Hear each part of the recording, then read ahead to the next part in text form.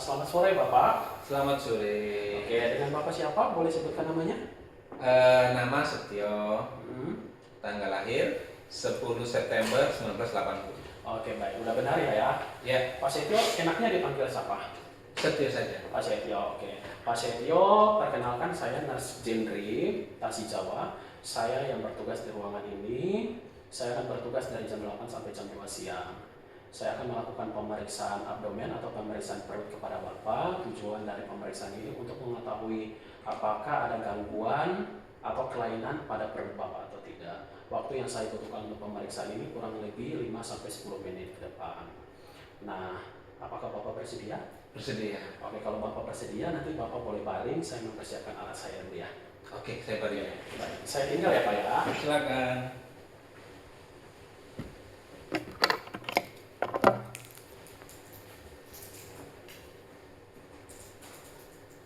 Baik Pak Setio, saya sudah kembali ya. Sudah bawa alat-alat.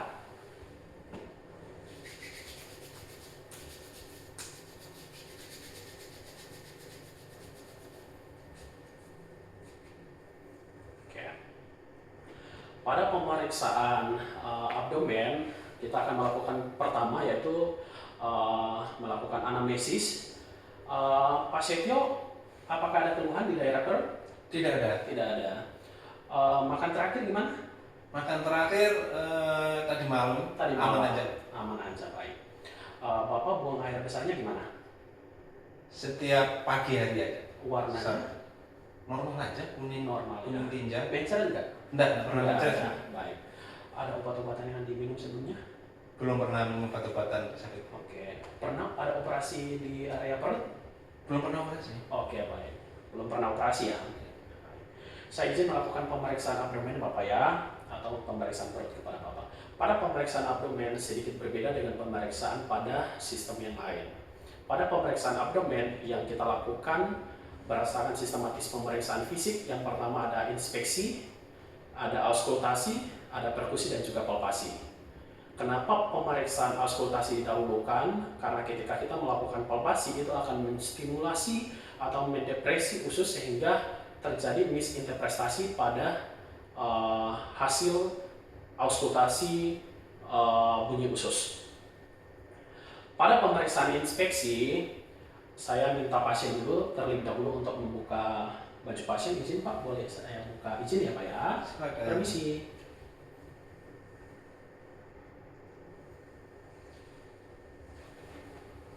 Izin ya Pak ya. Kita bebaskan pakaian pasien sehingga area pada dada dan juga perut terlihat. Setelah itu kita melakukan inspeksi atau melihat bentuk dari perut pasien, kesimetrisannya, terus apakah bentuk perutnya datar atau flat, terus cekung atau tidak, terus ada terdapat distensi pada perut atau tidak, dan juga ada potumbran atau cembung pada perut pasien atau tidak. Terus kita lihat juga pada bagian abdomen pasien, warna kulit abdomennya seperti apakah ada icterus atau tidak. Terus apakah kita lihat pada kulit pasien apakah ada bekas operasi atau tidak, kita lihat apakah ada ruam atau tidak. Terus kita lihat apakah ada dilatasi vena, mengindikasikan ada namanya kaput medusa pada perut pasien. Terus kita bisa melihat pada daerah umbilikalis, minimal kita lihat apakah area umbilikalis ini menonjol atau tertarik ke dalam, ataupun bahkan kita bisa lihat atau kita bisa mengetahui apakah ada hernia umbilikalis atau tidak. Terus kita bisa melihat pergerakan abdomen. Kita lihat di sini adalah pulsasi aorta untuk mengindikasikan bahwa pasien ini mengalami aneurisma. Terus kita juga bisa lihat pergerakan diafragma saat pasien bernafas apakah reguler, teratur atau tidak. Terus kita akan melakukan auskultasi. Bapak izin nanti saya akan melakukan auskultasi ya, mendengar bunyi pada perut Bapak ya. Oke. Kita bisa menentukan 4 kuadran, ada kuadran kanan atas, kuadran kiri atas, ada kuadran kanan bawah dan juga kuadran kiri bawah.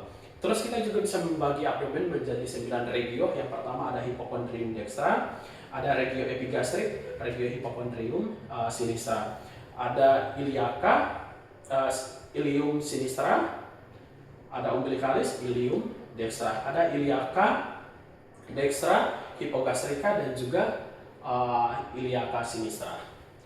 Kita bisa mendengar bising usus atau peristaltik usus pada satu regio. Saya pilih yaitu regio kuadran kiri bawah.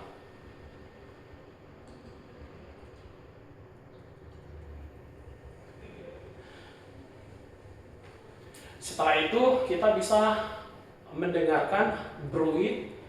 Ini adalah turbulensi dari arteri aorta. Terus pada pemeriksaan bruit ini kita bisa melakukan pada 7 titik. Yang pertama pada arteri renalis,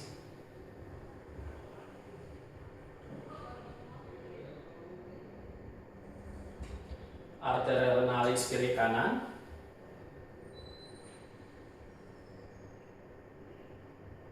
terus pada aorta, arteri iliaca kiri, arteri iliaca kanan, arteri femoralis, izin ya Pak ya, arteri femoralis kanan, arteri femoralis kiri.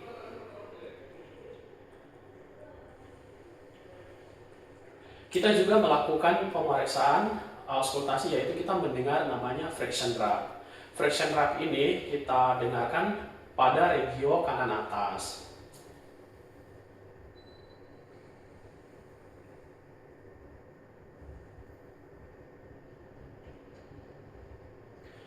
Baik, friction drag ini seperti bunyi gosokan rambut. Ini mengindikasikan bahwa pada area kanan atas itu mengindikasikan ada namanya perihepatitis. Kita juga bisa mendengar pada regio kiri atas untuk mengetahui apakah ada peradangan pada kapsul lien atau limpa atau tidak. Ketika friction drag terdengar, berarti kita mengindikasikan ada namanya perisplenitis. Izin ya Pak. Ya. Tidak ada. Terus kita selanjutnya akan melakukan perkusi. Bapak, saya akan melakukan perkusi ya. Saya akan mengetuk pada area abdomen Bapak ya. Pada area abdomen yang suara normal biasanya timpani, ketika ada massa ada namanya dullness. Ini ya Pak. Timpani, timpani, timpani, dullness. Oke. Terus kita juga bisa melakukan pengukuran pada hepar dengan cara memperkusi dari bagian mid clavicula ke bagian area regio hipokondrium dextra sampai menentukan atau menemukan ada suara dullness. Dullness di sini boleh kita tandai.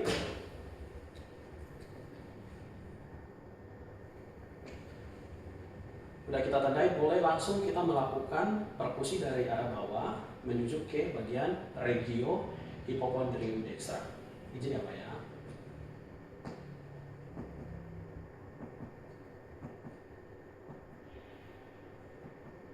Oke, sudah redup, kita tandai. Setelah itu pada penandaan kita akan melakukan pengukuran.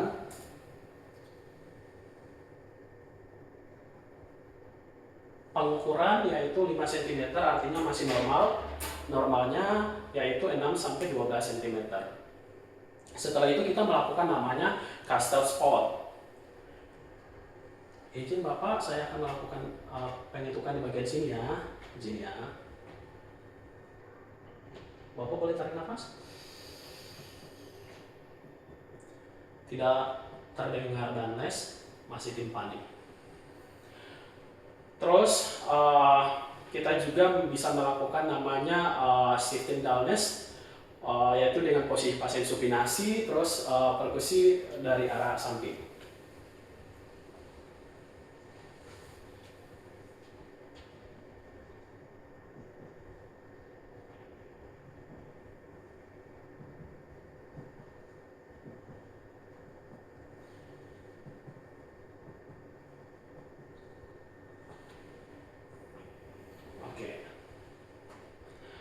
Setelah itu kita akan melakukan palpasi. Pada palpasi itu kita akan melihat apakah ada massa atau tidak pada 9 regio atau 4 kuadran.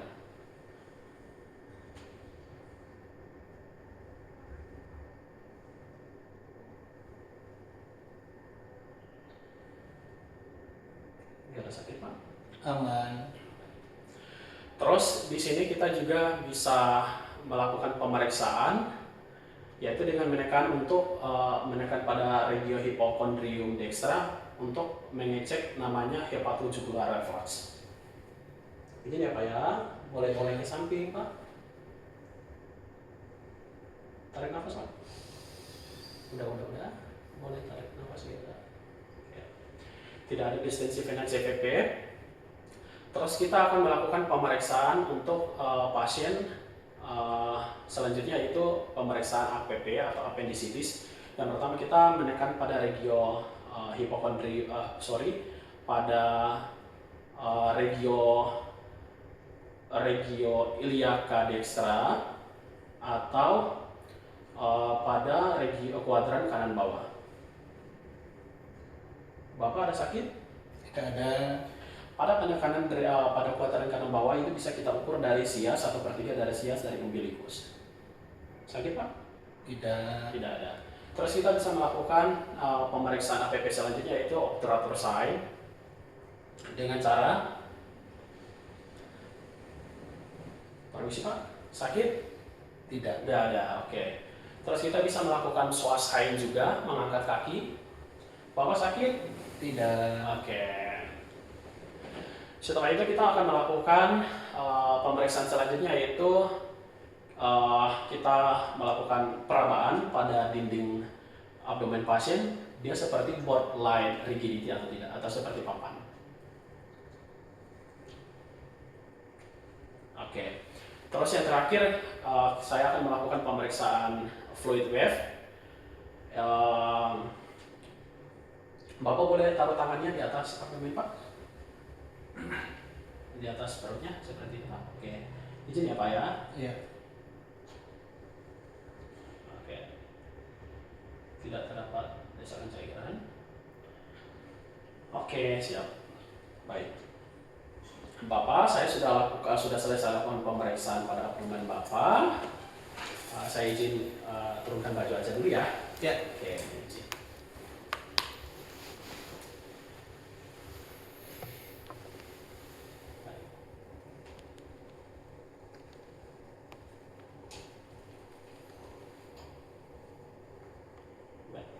Bapak, saya sudah lakukan selesai pemeriksaan. Nanti saya ada di nurse station. Nanti kalau ada Bapak butuh sesuatu atau ingin memerlukan sesuatu bantuan, saya ada di nurse station. Bapak boleh tekan bel ini saja. Nanti saya akan datang kembali ke sini. Terima kasih banyak ya Pak ya.